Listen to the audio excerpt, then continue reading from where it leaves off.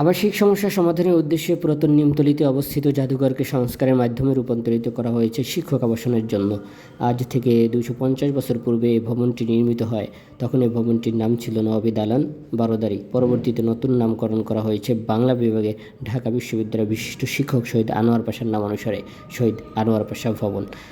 Lieutenant সুইটন কর্তৃক নির্মিত 1765 নিমতলীতে অবস্থিত নবাবী দালান বারোদারি এর অংশবিশেষ কেবল টিকে আছে।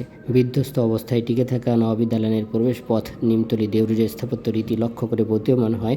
ব্রিটিশ আমলে নির্মিত এই নবাবী দালানের স্থাপত্যে মুঘল প্রাসাদ নকশার প্রভাব প্রতিফলিত হয়েছে।